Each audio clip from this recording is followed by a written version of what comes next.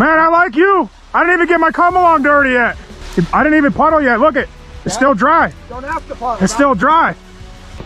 Tell them just let him do it the whole day.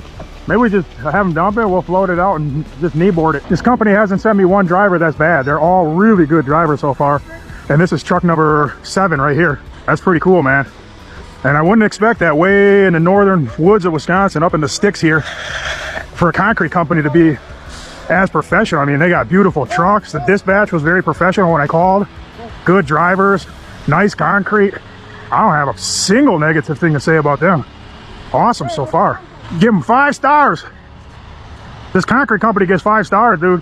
I'm doing Google review for real. Hey, like the timing of every truck was perfect. Really? Oh yeah.